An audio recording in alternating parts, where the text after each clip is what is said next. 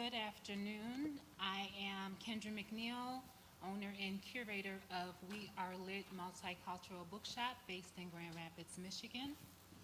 We Are Lit is dedicated to connecting readers of all ages to their interests through thoughtfully curated books. Thank you for joining us for Countering the Culture of Misconstrued Masculinity, a community conversation on manhood and well-being based on the book Battle Cry by Jason Wilson, released September 21st via Thomas Nelson, a division of HarperCollins Christian Publishing Group. A special thank you to our event partner, Grand Rapids Community Work, and our event sponsors, Grand Rapids Public Library, Brown Hutcherson Ministries, and the Hikema Group. I'd also like to thank the staff and team at Grand Rapids Community Media Center and Wealthy Theater for the venue and technology to make this hybrid event a success. Countering the culture of misconstrued masculinity is a timely topic that corresponds to the need for a platform and resources to empower men to embrace the full range of human emotion. In a world where masculinity is narrowly defined, an open dialogue about how society can change the narrative around masculinity will resonate with men and women of all backgrounds.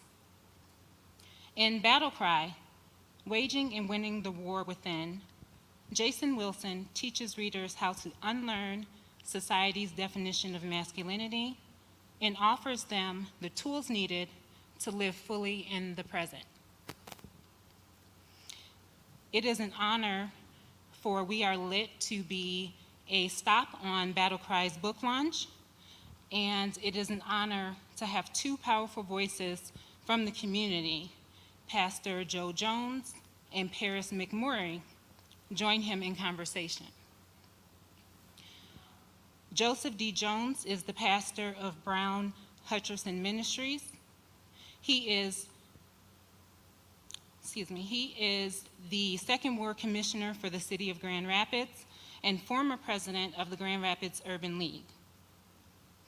Joe's work centers on faith-based human services, economic empowerment, community development, and philanthropy. He is a seasoned facilitator and speaker and is the founder of the Hikema Group, a consulting firm focused on equity and inclusion strategies and other social justice advocacy. Paris McMurray is the supervisor of community and student services at Grand Rapids Public Schools. He was educated in the GRPS system and has served in the district for 11 years. McMurray is an alumnus of Michigan State University, where he studied sociology with a focus on youth development. Service is the driving force behind McMurray's work. He is a member of the Renaissance Church of God in Christ, where he serves in many areas of ministry. McMurray considers himself a lifelong learner who understands that formal and informal education makes life and its experiences worthwhile. He is a family man. Paris and his wife Fallon are the proud parents of Bryce and Braylon. Last, I'd like to introduce the moderator of today's conversation, James Peacock III. Peacock is the founder of Grand Rapids Community Work, a nonprofit organization that collaborates with businesses, organizations, and community stakeholders to connect underserved residents to community resources. His passion and purpose are driven by his experiences as a youth in Grand Rapids and have inspired initiatives such as the Neighborhood Food Garden, MLK Community Garden, backpack drives, STEM-related opportunities, monthly community breakfasts, and other events. Again, for those who just tuned in, I'm Kendra McNeil, owner and curator of We Are Lit. And with that, I will turn it over to the moderator, James Peacock. Thank you, Kendra. Thank you so much. Um, Brother Wilson, what it do? Good. I'm glad. I Good. didn't I'm know if glad. I was I didn't in. know if I was in. You are in and we are live, brother. How you doing today? I'm doing not the Not the best. best. I hear I a hear a loud loud echo. I echo. don't I know don't if know if some way we some could way we could eliminate that. eliminate that. It's It's like an like an echo echo when I when I talk. talk. I Yeah, can. we working on that right now. Right now. Well, awesome. Well, yeah, I woke up not feeling the best. I don't know if it was something I ate last night, and I just did my best to get here because I really appreciate being a part of what you brothers are doing. Especially just Kendra just making all of this happen. So I truly appreciate it. Oh yeah, Kendra is phenomenal. We Are Lit is phenomenal for the Grand Rapids community. But this book, Battle Cry, is phenomenal for, I believe, all men, right? All men worldwide. But I want to start this first. I'll introduce you to the panelists that'll be having a conversation with us. To my immediate right is going to be Paris McMurray. And then to my far right is going to be Joe Jones, both prominent men of the Grand Rapids community. But one specific question, I guess the first question that we have for you is um, exactly where in Detroit are you from? First of all, I'm honored to be with you two brothers. Thank you for joining for this conversation. Truly appreciate it. I was born, it's interesting, off of Claremont and Taylor, Linwood area, but I was raised on the west side of Detroit. Uh, I would say 8 Mile, Wyoming area. Okay. All right. All right. Is that answer? Does that answer the question? Yeah, I still got love for you. This is Joe Jones. I'm East Side for life. What's up, brother? What up, though? What up, though? How you doing, man? I'm well. All right, so real quick, because we got all tech working, right? Let me do a quick bio for you. Jason Wilson is the founder and CEO of Union, a nonprofit organization on a mission to counter negative cultural influences that misdirect the lives of youth by raising awareness and strengthening families through innovative prevention programming, education, parental engagement, mentoring, and counseling. Under Wilson's leadership, Union has effectively reached more than 10,000 youth and young adults in Metro Detroit. He is an expert in emotional stability training and created the Cave of, if I say this wrong, Jason, please excuse me, Abdullah, Abdullam, we'll work on that, Transformational Training Academy. Uh, Through his passion and leadership, Kata has garnered numerous acknowledgments and awards for his work, teaching boys how to confront and conquer their negative emotions introspectively and with composure. Wilson is the author of Cry Like a Man, and Battle Cry is his second book, right? Yes, sir. Okay. So I do have some questions for you, and I'm going to let our panelists also engage within these questions as well, okay? Um, the first thing, I guess one of the biggest things for me, I'll be a little bit selfish in my first question.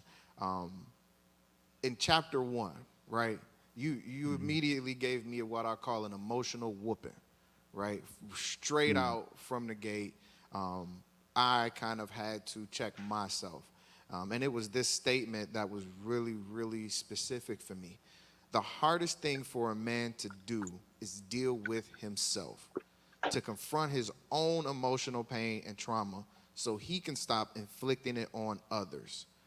Like, it made me assess previous self-evaluations that I've done of myself and that I've completed. And it made me look at that very, very well. So my question to you is, what advice do you have for men who are still experiencing and dealing with emotional incarceration? That's a very good question. Um, is there any way we can cut the echo out now? Is it possible? Yeah, we still working on it. Oh, okay. It was out for a minute. Okay. All right. Well, the best way I always tell men who desire to break free from emotional incarceration is the first thing is to recognize that there is no door on this mental jail cell. As brothers, we find this safe space because it's not like my dedication says. The book is for men who we're not tired of living, we're tired of not living. And I say that to say we're tired of not living full lives. And so what I tell men to do to break free from emotional incarceration is to go to the areas in their lives, whether it's an aging grandmother or grandfather, or a child with an illness, or someone who brings forth these non masculine emotions that will encourage you to come out of this box of masculinity that we have allowed ourselves to be confined in. And when men allow themselves to feel, they immediately get off of the bed in their jail cell and start walking towards this door. And so that was my process. My mother, who developed dementia, she taught me unknowingly how to break free from emotional incarceration because I had to become more than a masculine male. I had to pull upon all the attributes that God had placed in me, like being a nurturer, a caregiver, patient, long suffering. And that's what I tell every man to do because typically, man, the reason we're emotionally incarcerated is because we live from our fears of being perceived as pusillanimous, fears of being perceived as a failure. The list goes on and on. And so when I became a comprehensive man, that's when I was able to break free. And I just encourage brothers to start walking toward the areas in their lives that they run from because it makes them feel um, what the world wouldn't call a man. Brother Jason, I think it's first of all honored to be in this space with you this afternoon, man. Really glad to have an opportunity to meet you and just engage in this space. And then for those of you who are watching on Facebook, YouTube, whatever platform you're on, welcome.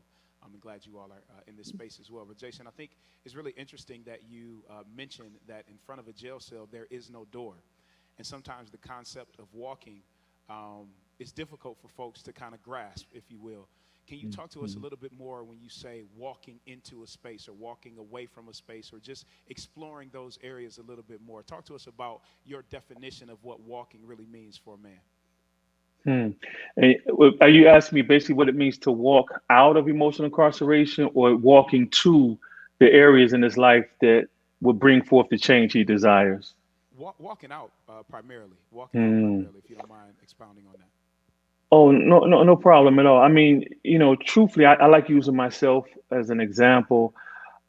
It took for me to get fed up with living the life that I was living. Man, I had years of unresolved trauma, anger, maybe even to the point of self-hate, man, because I never was told that I was good enough.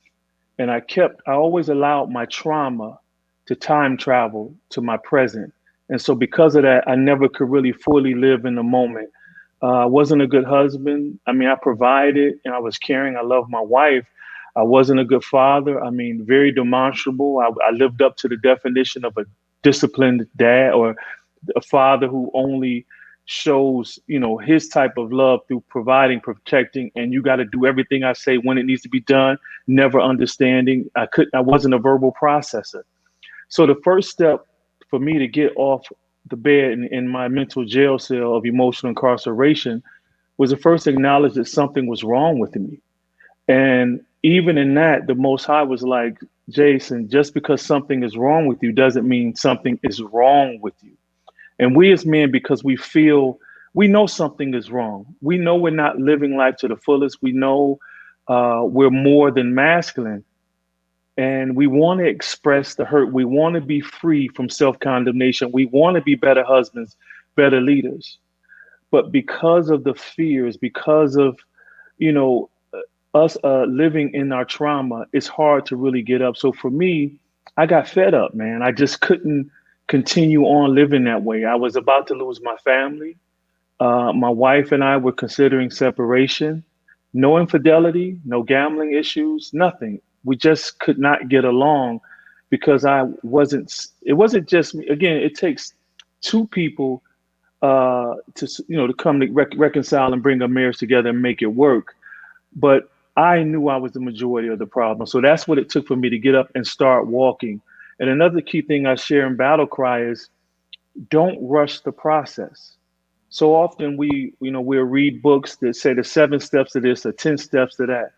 Waging this war within and winning it is a daily process. And so I tell men in each step, enjoy each moment, stay there. Don't worry about where you're going. Don't worry about where you've been. Worry about where you are.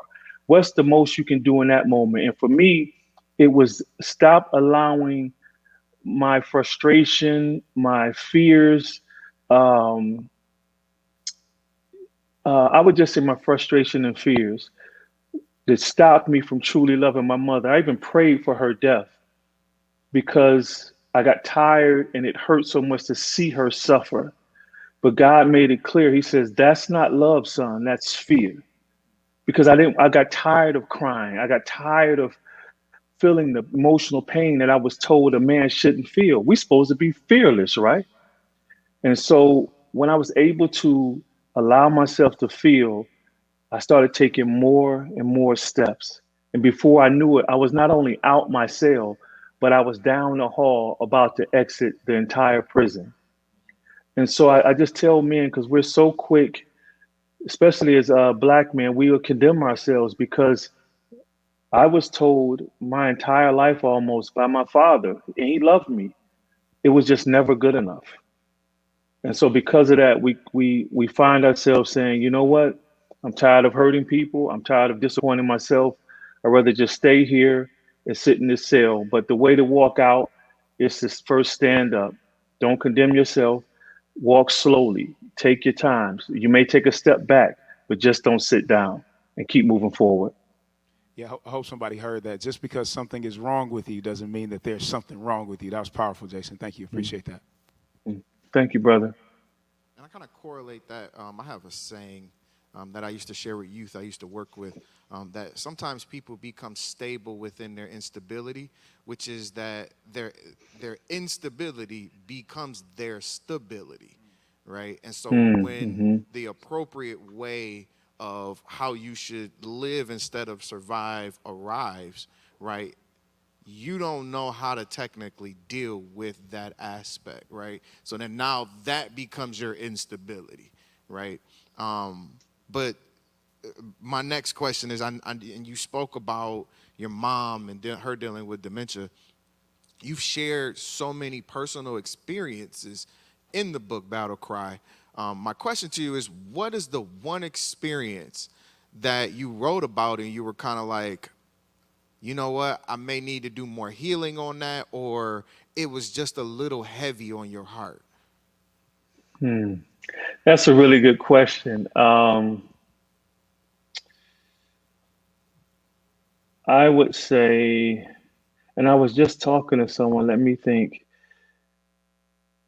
That's a good question. It was several, but it's one I'm trying to think that jumps out at me.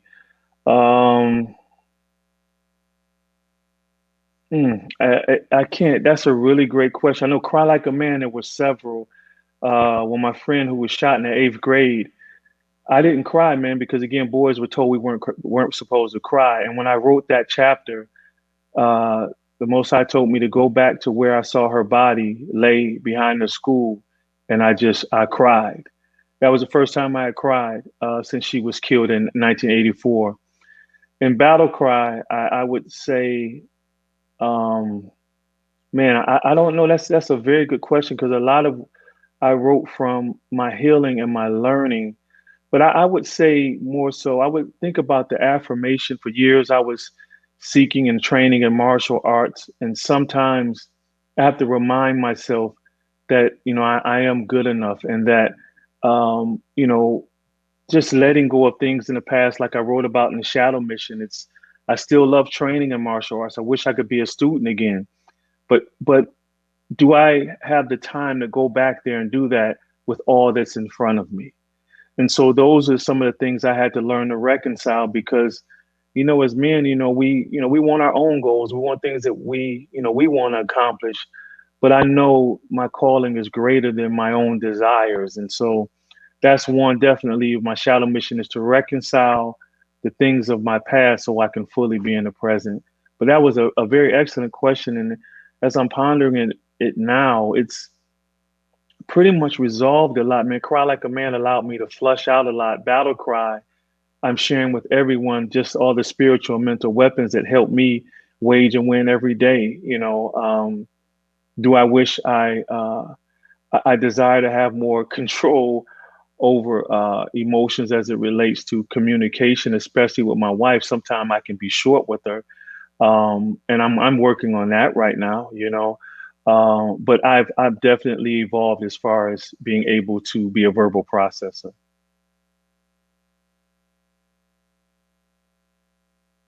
I can't hear you.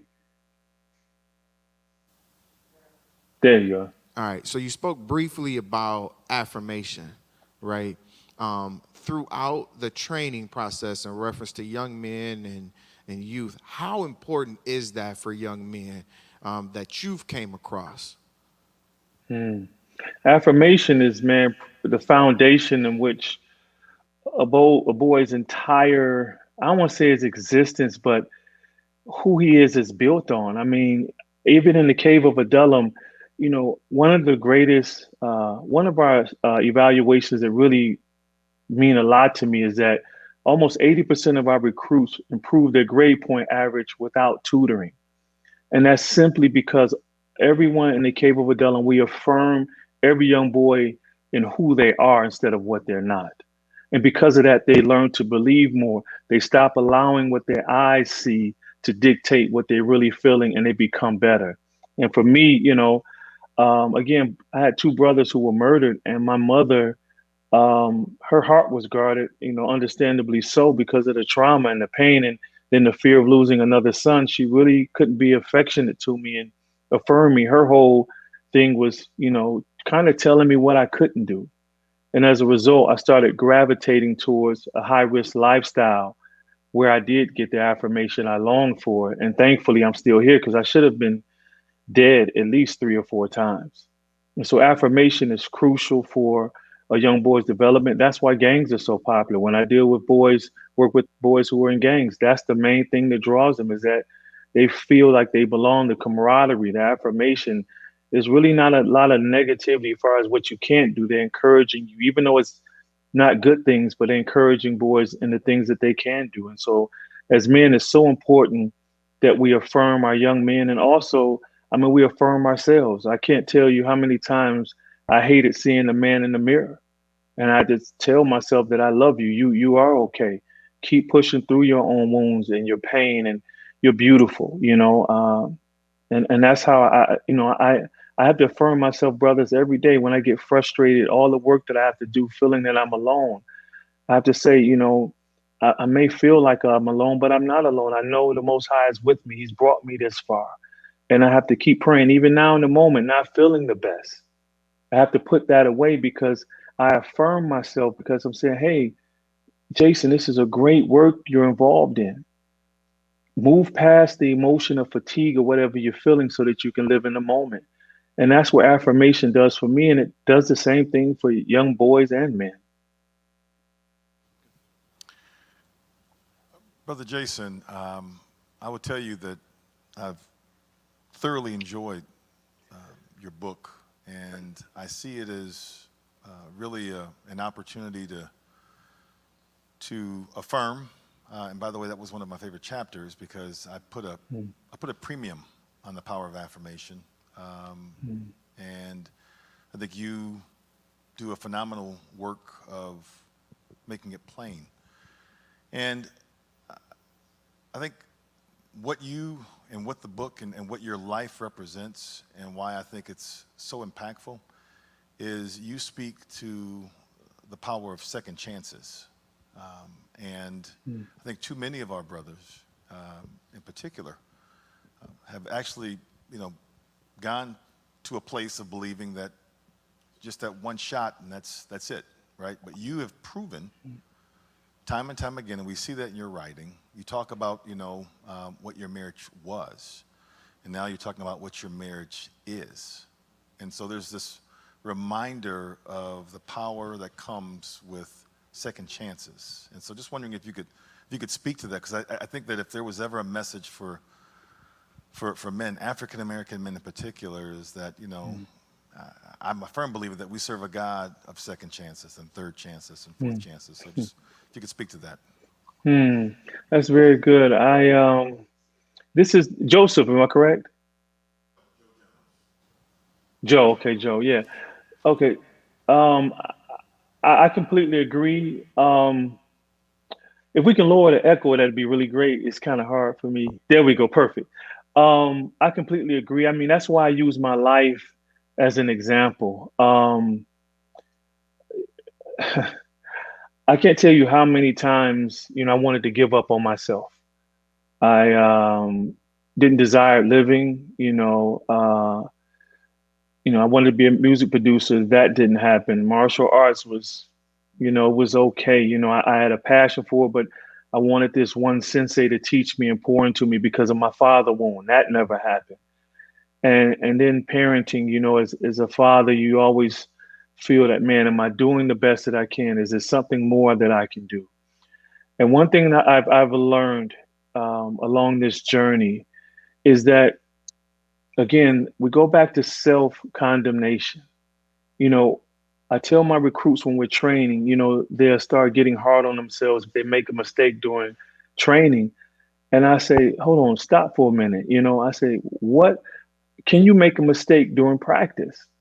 And they look at me and they were like, what do you mean? I said, can you make a mistake during practice? And they'll say, yeah. I said, how can you make a mistake and we're practicing trying to become better? And they get quiet and look at me. I said, that's why throughout the scriptures, it talks about practice this, practice loving, practice this, because that's all we can do. You know, as fathers, I know so many good fathers who condemn themselves, feel like they're failures and feel like they don't have a second chance. I said, did your child come with a manual? And they'll look at me and say, no. I said, you're doing the best that you can. Keep pushing through. And so far as having second chances, I just understand that I am not a perfect being. I'm always going to make mistakes. So I used to call myself a perfectionist, which put more pressure on me. But now I call myself an excellentist. Basically, I strive for excellence. As the Bible says, everything we do it as unto the Lord. So I strive for excellence. Perfection is an attribute that only belongs to the Most High, because I don't know anyone who's perfect. And so when a man allows himself room for mistakes, because mistakes are our greatest teachers, the worst mistake is the one we don't learn from. When you start adapting that mentality, you understand that life in and of itself, when you wake up, you have another chance. This morning wasn't feeling the best, physically, emotionally, out of sync with everything. I needed to just take a moment just to reflect at the fact that I have another opportunity to try again. And so every time I tell my brother, every time you wake up, you got another chance. But the biggest thing is to stop aiming for this type of, I guess, a place of arrival. It's like we feel that we got this mark that we can aim for, like, this is where I'm going to be. Manhood is stages, especially comprehensive manhood. You go from middle school to high school to college. You get married. What happens? You become a father. You need mentoring then. You become a father. You'll become a grandfather. Need to be mentored then. And so, Joe, to your answer, man, it's just, you're absolutely right. As men and black men, the biggest thing, man, is that we don't love ourselves. And because we don't love ourselves, it's hard for us to love anyone else that's around us. And so the reason I struggled with loving myself, because I kept putting this pressure on me, like I'm supposed to be at a certain place in my life right now. And when I had to realize that, until I became aware of the moment that I was in, there was no way on earth I could get to where the Most High was predestined for me to be. There was to this point, there was a video that you posted, I believe, with your son, where you were teaching him the striking tactics and then stepping back on his right foot as opposed to his left foot. I don't know if you remember that at all. And you continue to mention that this is practice, son. This is practice, son. And then there was a portion in there, I think, where you referenced a scientist that said, it's not that I am the best at anything. It's just that I've had more opportunities to fail or to learn from whatever is going on. I believe Albert Einstein, correct me if I'm wrong. Yes, And I don't absolutely. yeah. And I don't have a specific question for you, but it just, that resonated with me, one, being a father, right? And then also being a mentor to young men. I work with Brother Jones all the time, and we talk about sons of our city. And I think it's a very important thing when we as men, mentors, et cetera, embrace the fact that we're sons, or we're the fathers of the sons of our city. That's when we can really help them to understand that this is practice, son. This is practice, young man. Continue to fail at this so that you can learn from whatever is happening. I thought that was a powerful video. I just wanted to bring that out in this conversation when you talk about second chances. Man, that's very good. I mean, that's a perfect example of my son just constantly feeling the pressure of having to be my son. And I had to talk to him. I'm like, son, I love you. You could stop right now. If your life, if this was as best as you would be, I would be the proudest dad ever. And I had to let him know you're more than good enough. Don't aim for me. You'll fail. Aim to be past me. Be what you're supposed to be. I'm not your standard. And once he saw that, now he can try other things. But you're absolutely right. It's this whole concept of failure. We're just learning, and you'll learn that if you train in jujitsu, you're not going to tap everybody out. That's just not going to happen. And you're going to learn from losing. And in life, same thing when I'm a person being rude with me. I learn how to, either do I confront this person or assert that way he's talking to me is unacceptable, or do I say, hey, this person is probably in a certain mental state right now, and do I just walk away? But when you allow yourself the freedom to do either, instead of having to be either dogmatic or to the other extreme passive, there is no room to really grow and respond. And so very good point. Thank you for bringing that up. And as you saw, my son got it together when he stopped trying to perform for me or just being hard on himself. Jason, and I just kind of want to roll back to the book. In chapter 7, right, you stated this statement: God gave Adam a responsibility, which was the garden, but gave Eve a relationship, which was Adam. Can you elaborate on that for us? Yeah. So as and you brothers up here, I know you guys work hard. We often, especially in community work, we identify ourselves with our work. Our accolades, the kids, the awards we get for being a community a servant. We kind of find our identity in that. The problem with that is if our entire existence is based on what we do, we never can really live in who we are. And so what I mean by that, so here's Adam. We know how to work hard. We're created to work. We're responsible. So he gave us this responsibility. But then he created Eve and gave her, us, a relationship. And this is the main reason men in the conflict in marriage is because we're trying to communicate with them like this. And here they are trying to communicate like this. They're trying to express other emotions outside of the four that we're comfortable with. I did like a seminar, and a brother gave me a perfect analogy, and this should help you guys understand what I meant. So here it is.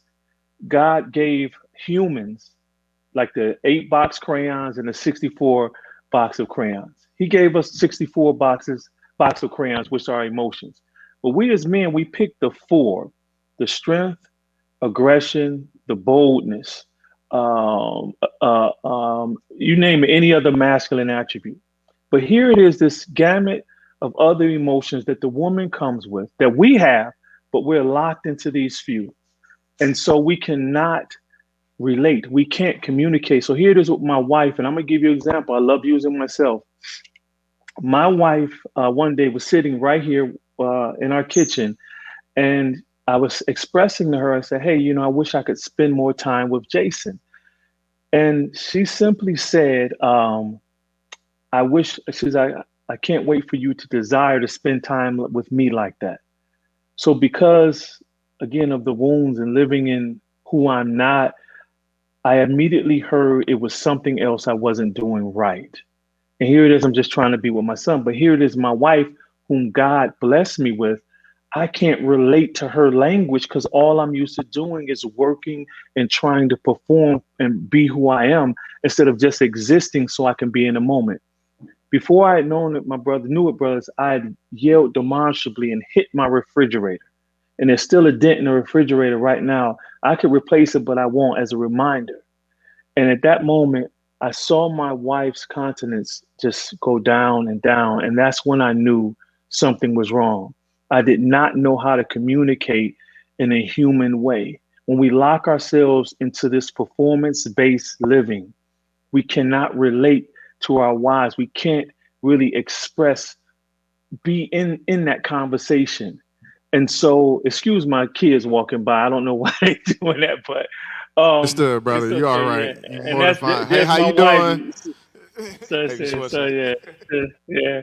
I feel like I'm at the park or something, but it's good. So We've anyway, been doing this for a year and a um, half, so we're used to dogs and okay, kids and all of that stuff. This is the thing. We family today. all right, good.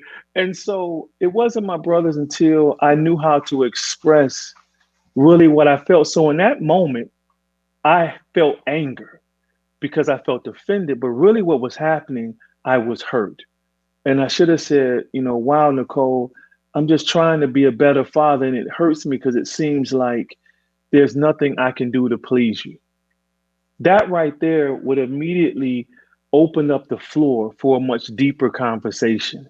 And so, we as men, when we allow ourselves, of course, we got to work. If we don't work, we don't eat.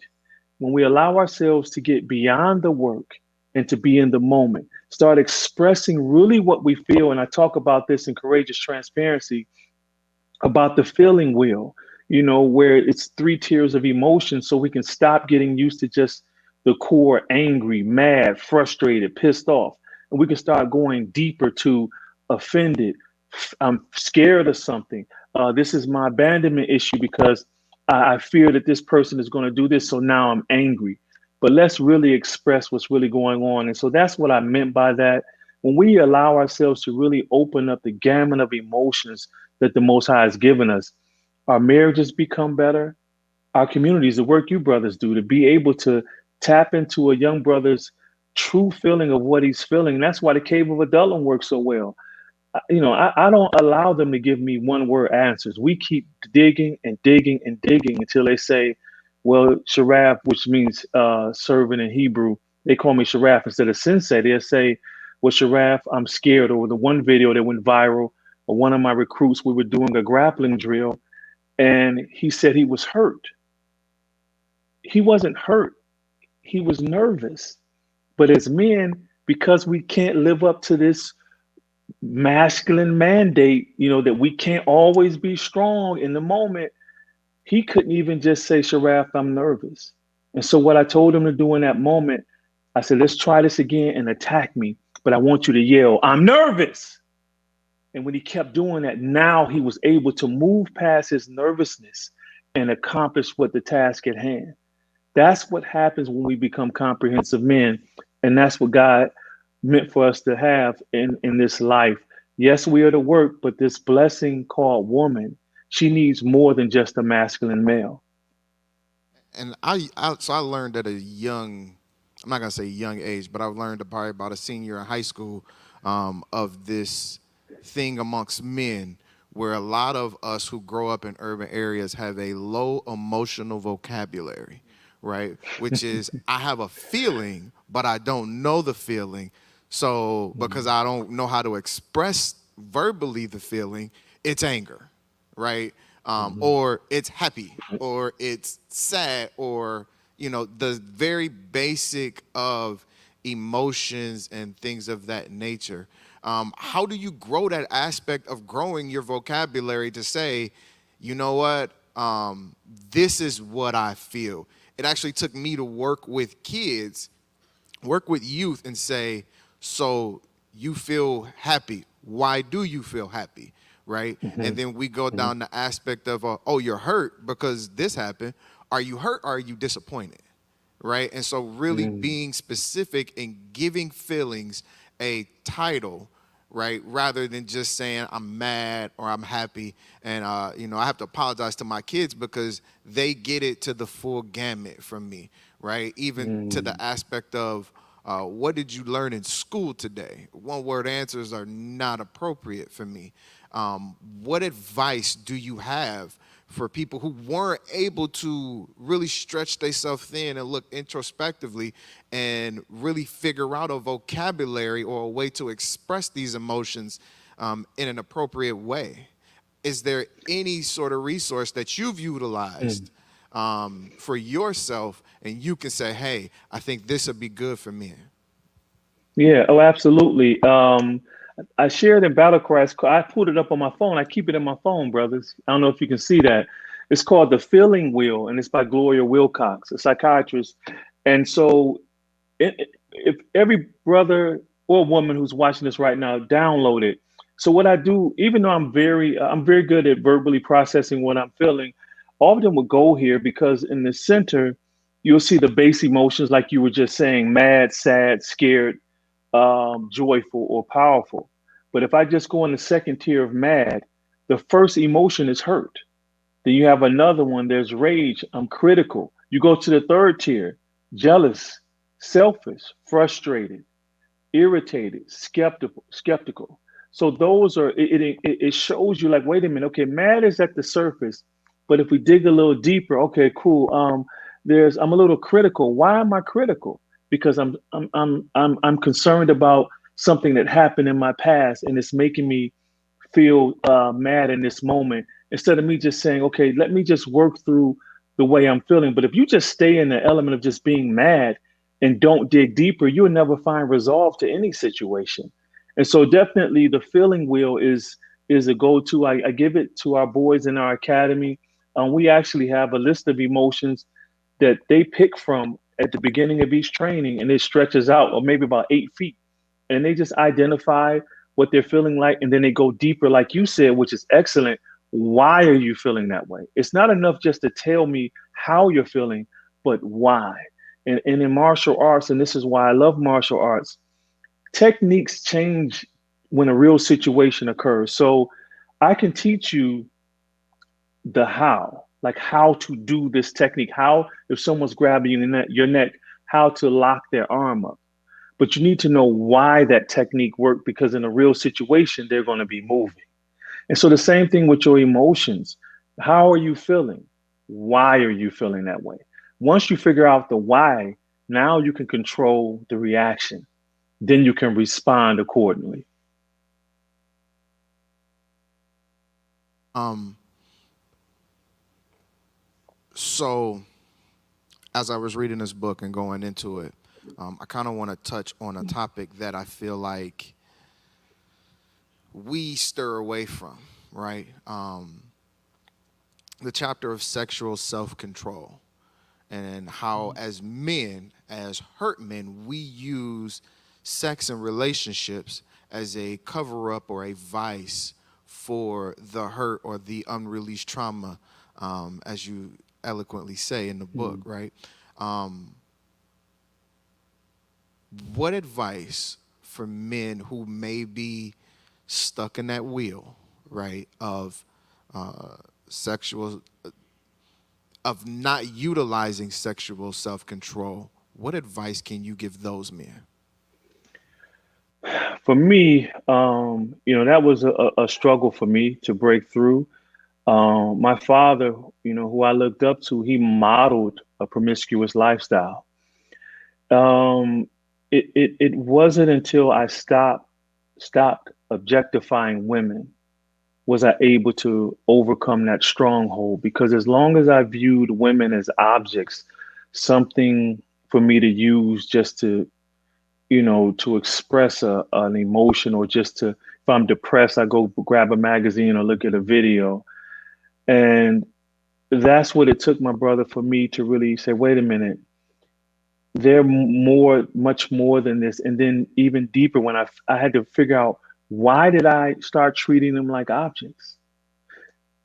I was, again, it ties back to affirmation. Okay, so I didn't get it growing up. And what in the hood where I grew up at, the more women you had that you had sex with, the more props you got. Okay, it wasn't that you care. You, matter of fact, my brothers told me, never let a woman know you care about her, not even your wife. She can't know how much you love her because she'll use it against you. That's how I was trained up. And psychologically, man, I still to this day, actually, back to your one of your first questions, that's what I struggle with, is holding my wife's hand in public. Because where I grew up at, and Brother Joe can tell you, with Joe Louis Arena, we would have the hip hop concerts, there'd be brawls of fights. And I've seen guys get beat down for holding their hand in public simply because of that. And so I had to undo that, but then I had to realize, like, wait a minute. So the reason I was promiscuous, the reason why I was disrespectful to women, because I thought that's what a man was. Until I started having real men around me showing me, no, you are to respect women. They're valuable. Their prices. One of my mentors, he compared us to crock pots. Not like it's worthless, but it still has a value. He says the women are like fine crystal or china. He says, and that's how I want you to treat them. And that stuck with me. But when I started loving myself, I started valuing my body like women should. So I had women who would try to holler at me, brother, trying to, wanting to have sex with me. My boys thought something was wrong with me after a certain point, because beautiful women would try to, get with me. But because I started valuing who I was, and then when I started studying the scriptures about how, when Paul talks about when a man lies with a prostitute, he becomes one flesh with her, or you can say a promiscuous woman. And I tell brothers all the time, you ever wonder why, while you're having sex with one woman, you're thinking about the other? They say, whoa, what's up with that?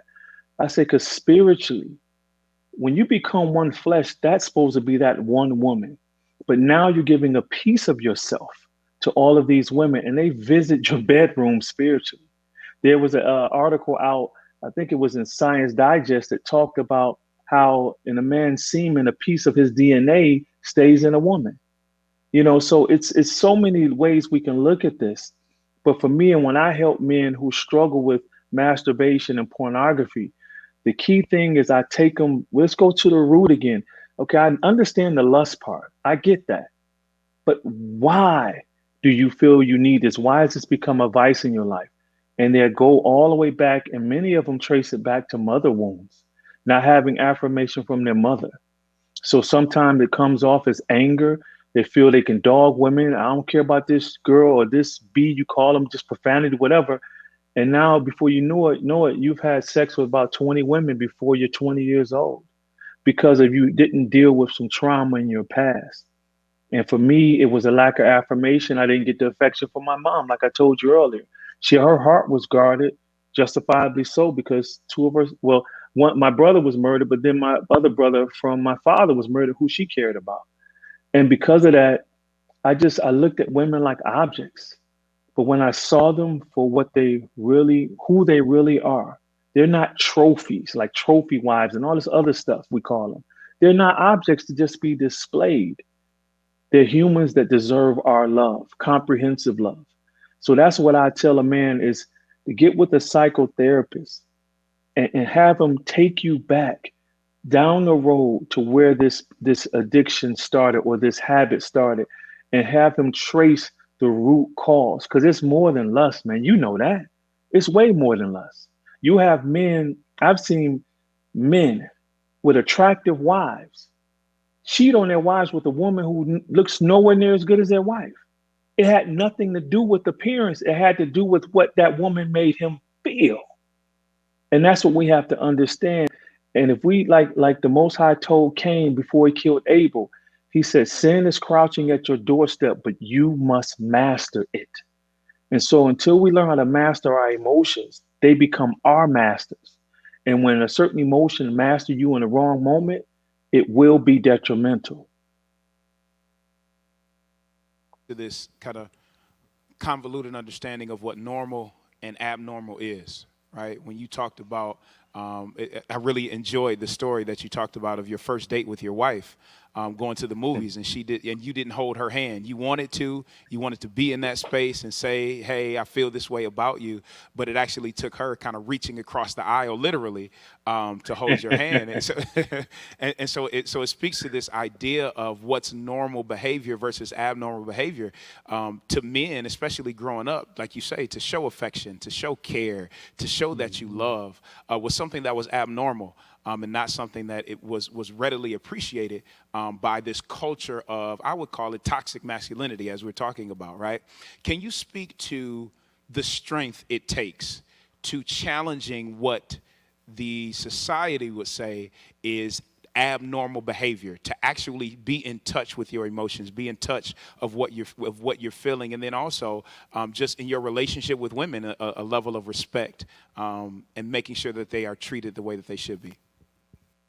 Great question. Real quick, first on like with toxic masculinity, we hear that a lot, right? And I share that in misconstrued masculinity.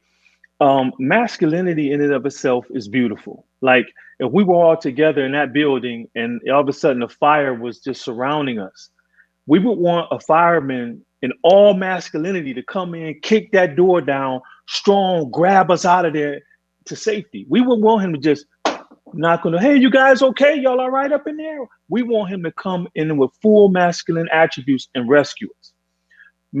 A man becomes toxic when we only allow ourselves to live under those attributes. And that's what happens. And so when it comes to what you were saying, it's really good as far as we never seen it modeled. I grew up in what they call the golden era of hip hop. You saw it change with Luke Skywalker. Okay. Man, these ain't S but hoes and tricks. I can go down on it ain't no fun if my homie can't have none. You see, we can go throughout history. We were programmed to objectify women, to misuse them, to treat them less than we are and less than what they are worth. And so again, it goes back to unlearning what we've been conditioned to believe a man is. It's so important. Like this world is in dire need of men who are not only masculine. Again, comprehensive manhood is a goal. A man who is courageous but compassionate, strong but sensitive. A man who freely lives from the good in his heart and not his fears. This world needs to see men as nurturers, men as lovers, men as compassionate. There is no courage without love. Because if my family was in the house across the street, what's making me break down that door if it's on fire, it's not courage, it's love. But we got to get used to showcasing that in a way that this world needs to see. And so it's absolutely, Brother Paris, it's imperative that we learn how to tap into the sensitive side because, again, I use myself for an example, man. With my mother, I didn't do women's nails, man. I never thought in my life I would wash my mother up. I would comb my mother's hair. In my community, and Brother Joe would tell you in Detroit, the gold standard was the hypermasculine black male. And that was my goal, to become that. But with my mother, I had to become comprehensive. And so this is how crucial that is. In the moment when the Most High needs you to be compassionate, you can't. Because what? I'm a dog, you know what I'm saying? I'm a beast. When the Most High needs you to be a nurturer, you can't. It's not in your weaponry. You can't access that. When the Most High needs you to be long suffering and stay in that hospital, even though it's crushing your heart to see your father die in front of you because he needs you present, you can't. And if you're really a follower of the scriptures, when Most High says the power of Christ is perfected in our weakness. So when he needs us to be weak so that his son's power can come through us, we can't. So that's why as long as we're only masculine males, there's a lot of can'ts in our lives.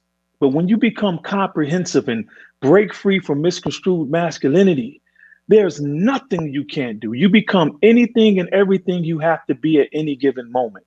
And that's why I love the women, because our sisters, they didn't allow the 1990s mantras to conform who they are or make them be something they're not. Like what they used to say, a woman's place is in the kitchen. They never allow a culture to define them. But we've allowed a culture to define us only as masculine. And because of that, we never really can live full lives.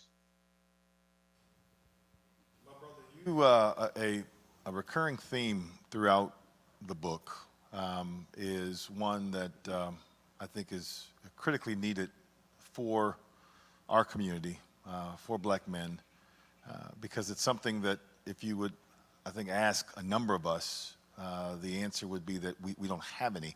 And that is this idea of peace. I will tell you personally, I am in constant pursuit of peace. In fact, give me peace over riches any day, because there's something to be said about having a peace of mind and just knowing that everything is okay. And I think we can all agree that we know people who have significant amounts of wealth, but they ain't got no peace. And so, can you talk a little bit about peace again? Because it is strategically embedded in every aspect of this book. Very good question, Brother Joe. It's interesting. Someone had asked me, how do you remain faithful to your wife? Like one guy couldn't believe that. He's like, man, it's impossible. I'm like, impossible? That's a strong word, brother. It's not. But the one thing I told him, and he started laughing, I said, when you look at a situation where you will have another woman in your life, I'm like you, Joe. My greatest desire is peace. That sounds like chaos. That sounds like conflict. That sounds like stress. So I don't care about that. I tell my wife often, I said, the only thing you need to fear about me is that an angel will come to my door, knock one day, and say, hey, the father said you can come home. Hey, I might be out of here, because I want that peace that passes all understanding, even though he gives us that here. But to be in the presence of the Prince of Peace is something I desire. So I'm right there with you. So in chapter 3, putting peace in perspective, I talk about the importance of meditation, and I created a biblical form of it called shalak, which is Hebrew, which means to cast away. And I'm fortunate to have some great martial art teachers, one of which made me, doing fighting, I mean, no gloves, no pads like you see a lot today, where I had to stay in a meditative state while punches and kicks are coming at me. So he would have me sit and meditate, and then he attacked me, and I had to get up and fight with whoever was in front of me. But I had to keep that same mentality, that peaceful mind state during it. As soon as I lost it, he'd make me sit back down. So what we need to realize as men is that peace has to be in us before it's around us. Even when I was learning meditation, I'm like, this serves, sitting here with my hands, whatever way you want to hold them, this doesn't help me out there in real life. I need to take that to the psych ward where my mother is, where I see people who are mentally unstable, and I'm going to be there for 2 hours. How on earth am I going to be emotionally stable during all of that? That's when I'm able to steal my soul. And that's the biggest thing that's within us that's causing this conflict. The Bible talks about there's an inner war happening between what you should do and what you want to do. And so having peace, when I teach our boys in the academy, when you're in class, we would do drills, Joe. We would go in schools and we would have them start doing their homework. And while they're doing their homework, we would swing staffs at them. And so imagine doing your homework and you having to move out the way. But you're still trying to stay calm in that moment, because we're teaching them that no matter where you go, you got to be able to take that with you. And one of the greatest examples, I share this in Battle Cry as well, brother, is with Yeshua or Jesus when he was in the boat in the midst of a storm. He didn't wake up. He was comfortable. And that's where I tell men we have to be. Peace is not just for an area where it's quiet. This world needs us to bring peace to where there's chaos. And that's when Yeshua talks about blessed are the peacekeepers. Peacekeepers go where there are wars. You understand what I mean? Because they keep peace. And when we understand that peace is not a place, now we'll stop getting frustrated when we're not in a particular location. It doesn't matter where we are. We can remain in that state as long as we practice it. And I'm glad you said that because, for me, it was drinking 40s, man. You know what I mean? I would drink 40s every day, and I didn't realize I was desiring peace. And it wasn't even a form of peace. It just made me forget for a moment really what I was dealing with. But once the high was gone, I was right back there. And I had to learn how to maintain a peace in a moment like right now. I wasn't feeling good. I don't like being late for anything, brother. I want to be honorable of your time. But I had to accept what was going on around me, shalak it, cast all that away because it can't help me in this moment with my brothers. So that I can be in this moment. And now I have peace. But as long as I have things have to be exactly this way, those are the people who have high stress lives, where everything has to be this way and that way, or there is no peace. And so for me, as I share in Battle Cry, practice remaining at peace in hostile or highly emotional situations. And then when you do that over and over again, you'll find yourself less stressed and anxious in life. So speaking of time, we're gonna go to some questions, either from an audience member or a live stream that we currently have going up. Hi, it is Kendra McNeil from We Are Lit, and we have a few questions from the chat. Takara Taylor asks, what's the best way to start this conversation with our teenage sons in a way that would interest them? And how soon should we start these conversations? And I will pose this question to Mr. Wilson or to either of the panelists. Okay. Would you brothers like to answer? I'd love to hear from you guys as well. We want to hear from you. We Okay. we All eating right. in your living room right now. So go ahead, sir. Oh no, man.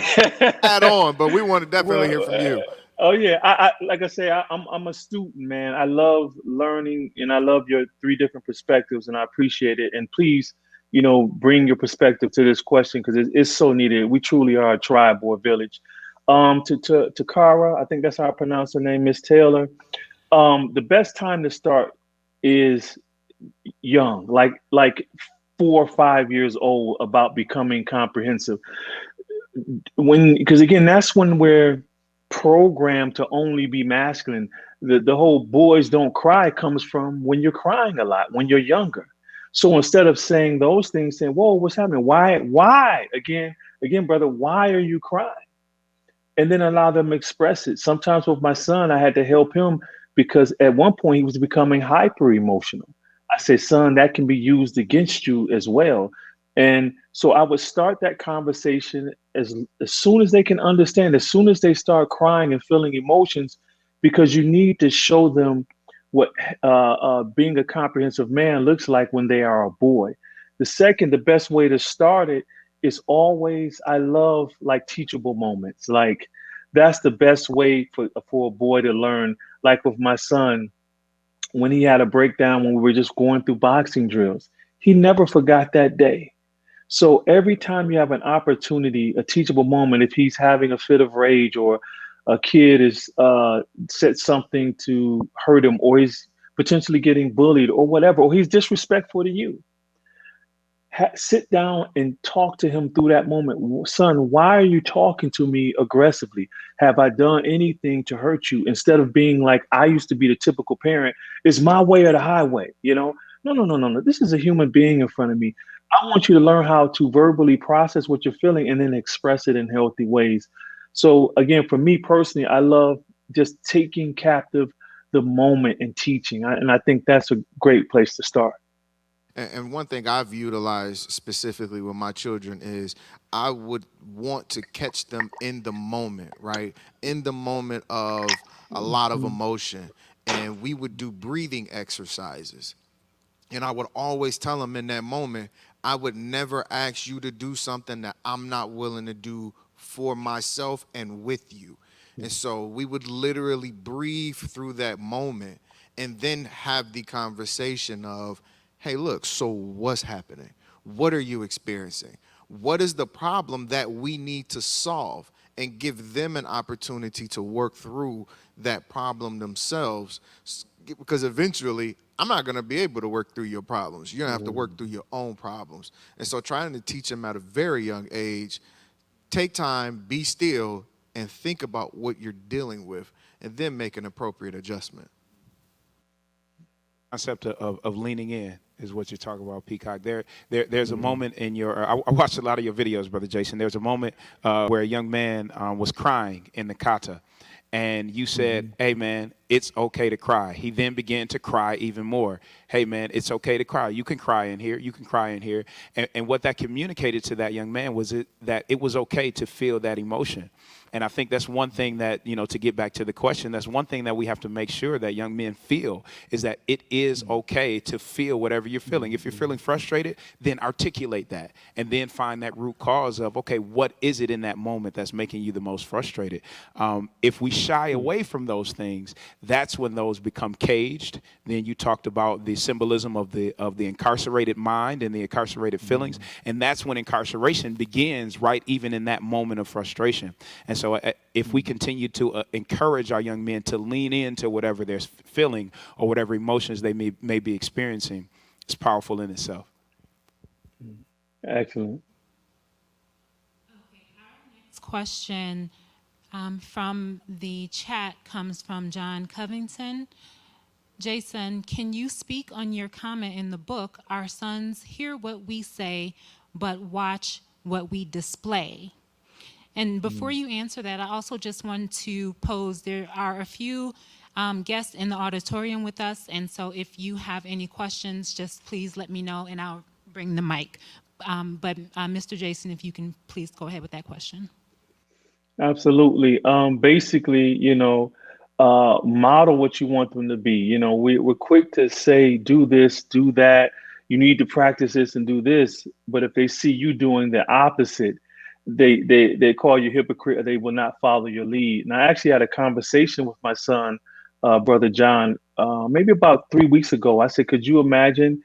Here it is. I'm talking about being a faithful man, and I'm out here. You see me talking to women while we're at the game. I said, how would that impact you? He says, I wouldn't respect you and I wouldn't be faithful. I said, son, that's the importance of being what you say you are. What I say, I can't think of it's a way I would say it, but basically, yeah.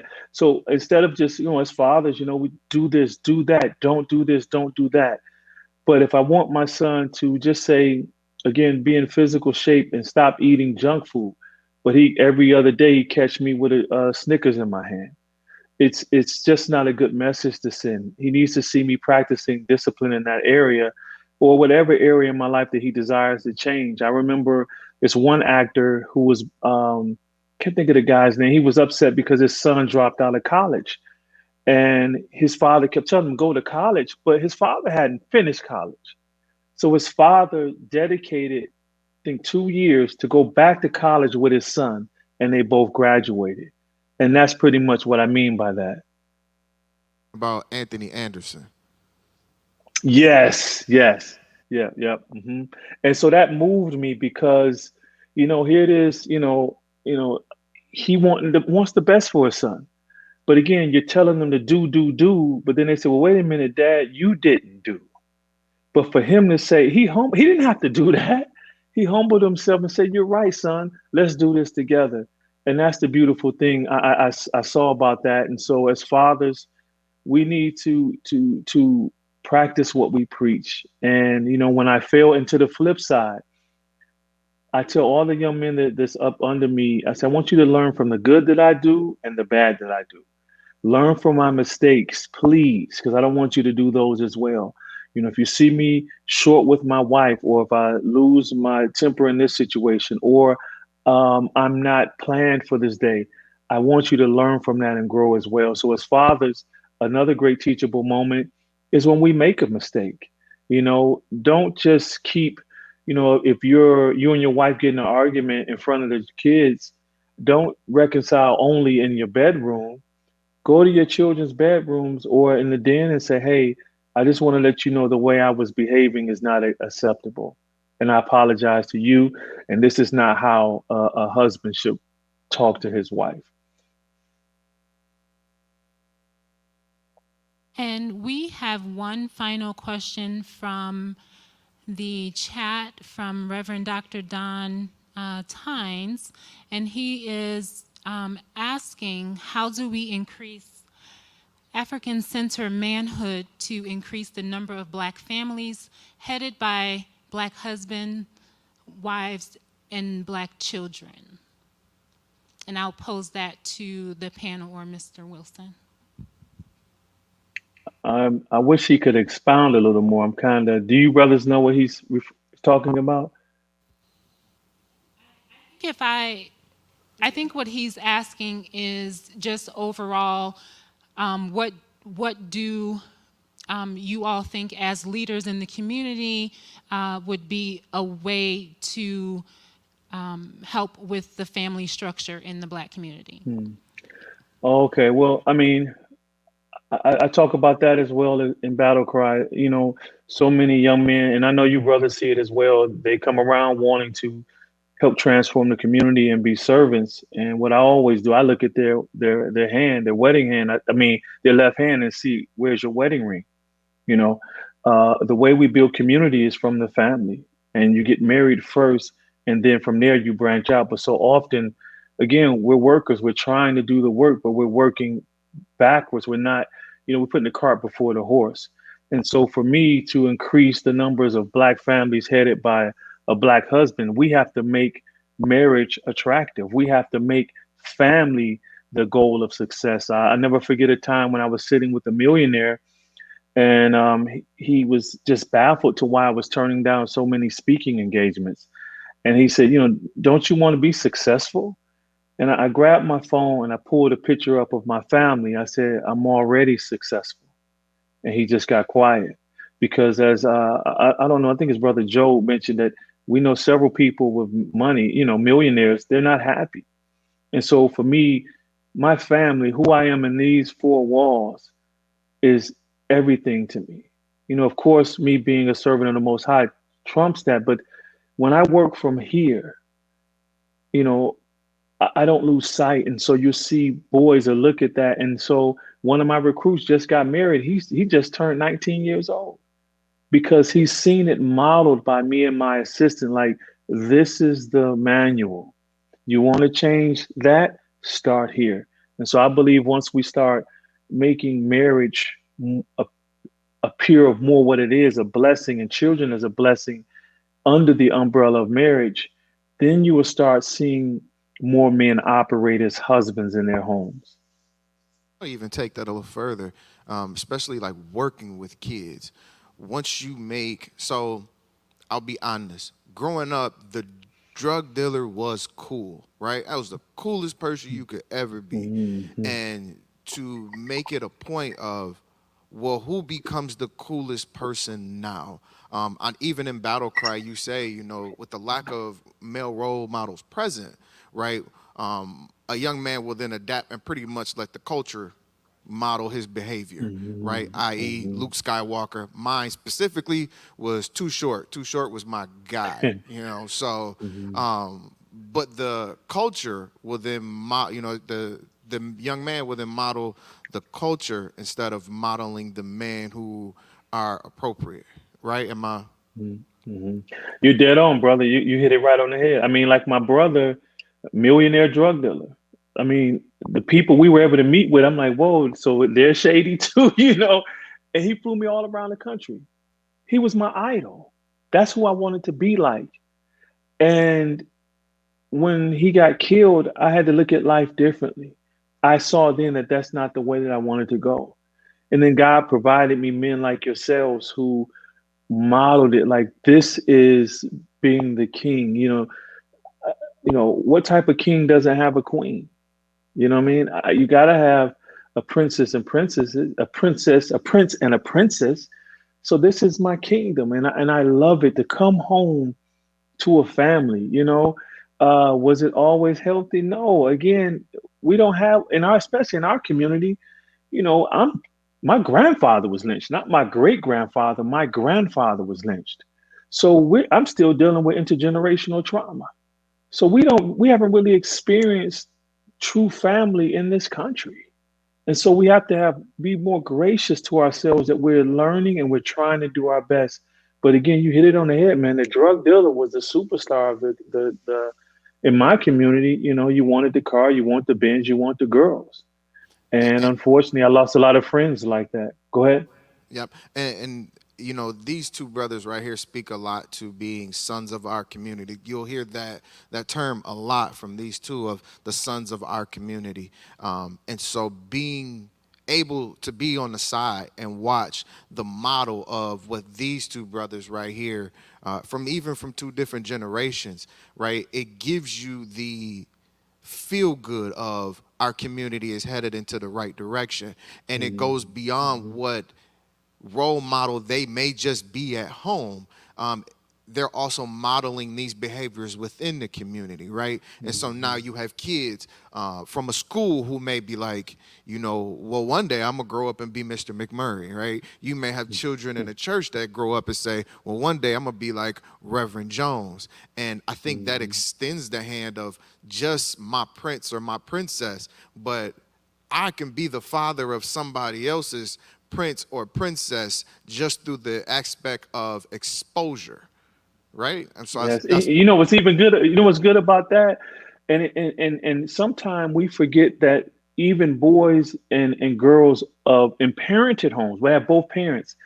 They still need a mentor. They still need another man or woman to come in. I can't tell you how thankful I am for the men in my circle that I can take my son little J to, that they can talk to, because it's truly a tribe or a village, and that's how it should work. So I mean, that's a excellent point, that it can't just stay in our four walls. Even if we had a healthy community, brother, we still need the village. We still need our kids.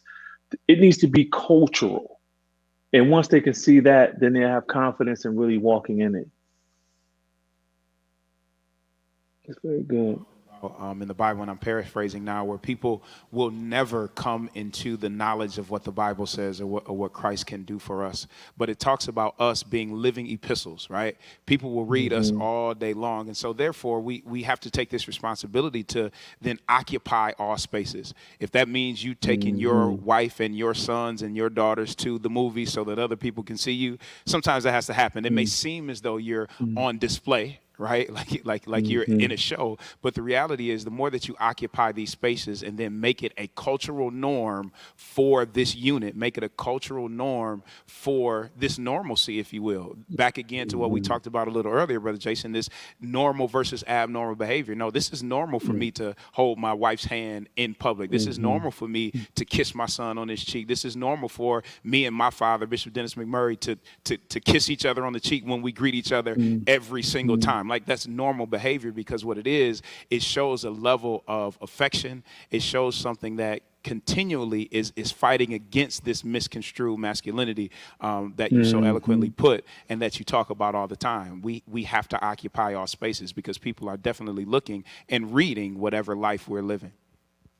Man, that is so good, Parrish. One of my deacons, before he passed, he was telling me, the world sees how, the rappers or the actors treat their women and how they get down. But when will they see the man of the Most High? How do they get down with their wives? How they operate in public? And it's so true. And so that's one of the biggest things that's a challenge for me, man, because I want to change the culture. If you don't change that, man, you can't really, it won't last throughout generations. And so, man, I agree with you 100%. I even, I went to far extreme as asking my wife when we're in public to remind me to hold her hand. I say, if we get out the car and we're walking, I'm not holding your hand, please remind me. Now, you're going to laugh at this. She tells me, she says, well, if I tell you, that means you don't want to do it. I said, no. I said, I'm asking you because I'm trying to work through something that's psychologically has been implanted in me. I want to break it, but I need help. And one of the main reasons I said it was because when we're leaving church, I said, I want these young boys to see you wrapped and locked with me, walking you down the street to the car. I know what it does psychologically to a young boy because inside of us, if we be real, that's what we all desire.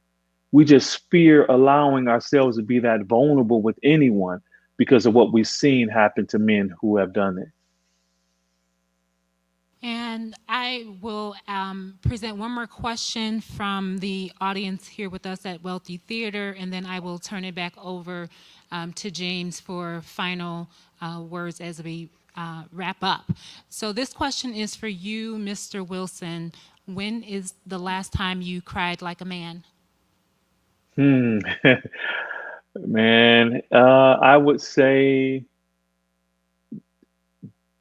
day before day before yesterday, I was thinking about my mother, and she was always gets me choked up now. Um, no matter what I did, right or wrong, she was always there. And when she developed dementia, what's crazy is, throughout my childhood, young adult life, we never were really affectionate. But when I started taking care of her, we got really close. And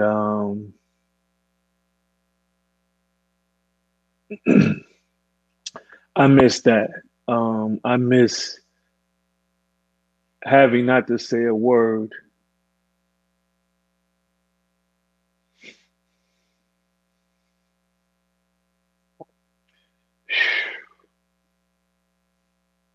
She always knew what I was feeling, and I didn't have to say nothing. I could just lay on her like I'm, man, an 8-year old. I'm a grown man, and I miss that nurturing. I miss her, but I'm thankful that she's no longer suffering. But that's what brings the tears because if it wasn't for her, and that those 6 to 7 years caring for her, you wouldn't know me now. The Cave of Adullam wasn't what it is today until those boys saw me be vulnerable. And so that's the last time I cried. And so I'm crying again today because I missed that. And I guess I can say, know, as men, the Most High, our parents, they're not going to live forever. And He's given us our wives. And this is why we have to stop mistreating them and looking at them like they're objects. They're truly a blessing. When I allow my wife to nurture me, I get a piece of my mother back. And that's what happens when you allow yourself to be vulnerable because your mother's not going to live forever. And it does you a disservice to now allow your wife to play that part of that nurturing role that you need as a man. Yep. So last time I cried, I was thinking about my mother and crying now thinking about her. Yeah. I just want to say thank you so much for your presence here with us on today. You have given me peace in knowing that our sons, in particular, are in really good hands in the 313. The fact that you are there, that you're Mhm. present, that you're modeling behavior that is so desperately needed. And I just want to again let you know that you're doing great work. And we'd love to have you here physically to come and visit the 616. Yeah, It is absolutely. approximately 2 hours from Detroit, brother. You just take 196 west and you're here, right? And again, we would love your presence here to come spend some time with us and further share your story and your wisdom. But just want to let you know that just so appreciative of you making yourself available to us on today. God bless you, man. God bless you, Joe. I mean, feeling is mutual. Again, actually, I love Grand Rapids. I drove through there one day. We were coming from, I think, Saugatuck. I believe that's where we were. And I love the downtown area is beautiful, man. And so if we can make something happen, I definitely would love to be in person. I hated this had to be virtual, but it's nothing like being amongst my brothers. But thank you, brothers, for just making time on a Sunday.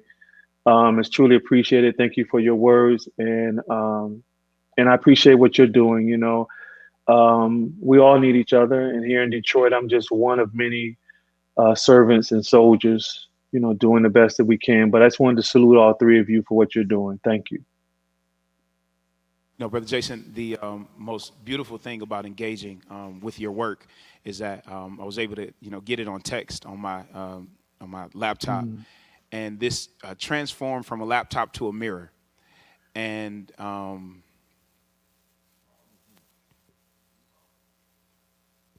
when you do the work that we do in the community, and often people look to you to be a beacon of light, look to you to be an example.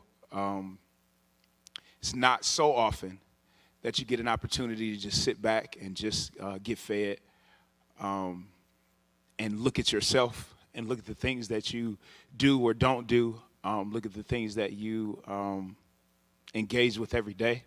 So I appreciate you for creating this mirror for me, bro. And yeah, that's it. I'll just stay here. I'm gonna cry right now because I know that's encouraged to do. So, and I'm not gonna hold this back. But Yes. this is a mirror, Brother Jason, and I appreciate you for doing that. Shameless plug. If anybody needs this book, go to the link. I don't know if the link is in the chat at all.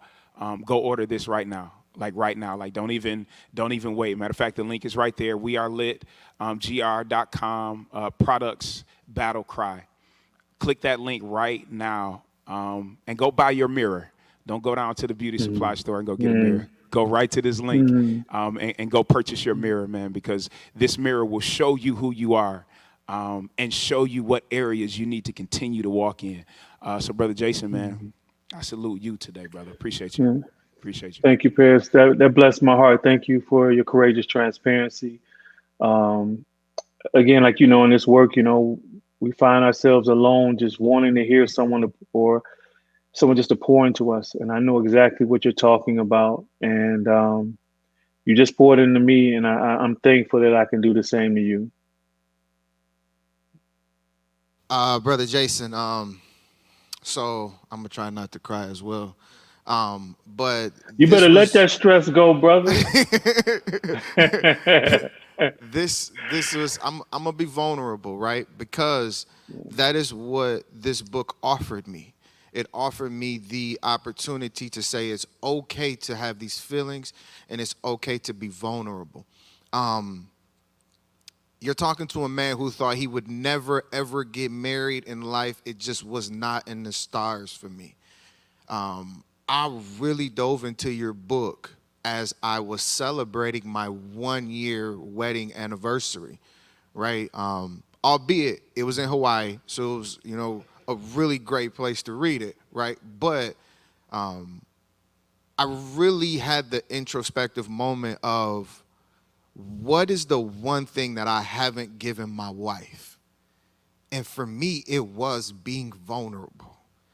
It was giving her the opportunity to love me the way that I don't know how to be loved, the way that I haven't experienced, the way that I've hid from others in general, right? And just say, this is giving her the opportunity to say, this is what you need, right? Imagine me as a pot of chili and just saying, you need a little bit more garlic powder. And trusting that what she's saying and what she's offering me is exactly what is the ingredient that is going to make me a greater man, rather than being combative and saying, nah, this chili's just fine. right? And so I thank you, and from my wife and my family, I'm pretty sure she wants to thank you as well, because going forth, I now know that I wasn't really vulnerable, and it's opened that door up to say, you know what? I'm willing to hear you out. I'm willing to listen. I'm willing to offer my 2 cents to say, it's going to be just a little garlicky. Maybe we add basil, right? And let's, form you, and essentially form us as an item, right? And so I thank you for that personally. And from my Peacock family, I'm pretty sure we will all thank you for that. Thank you for sharing, brother. That meant a lot. And again, you guys are pouring into me, and I really I love the testimonies, and just to know that I could just play a role in anyone's life to make it what they really desire. And I love the analogy of the chili. You can just think of someone who's cooking it, constantly tasting it, and then adding seasons to it to make it just right. But could you imagine if the chef never tasted it? How bland it would be. Yeah. And that's how we are as men. We're living bland lives, but we know we need the extra seasoning. And so it's moments like this where men can see, because it's not like we don't feel this. Every man does. We just fear this. What would this actually look like if I can take off this cape that's strangling me?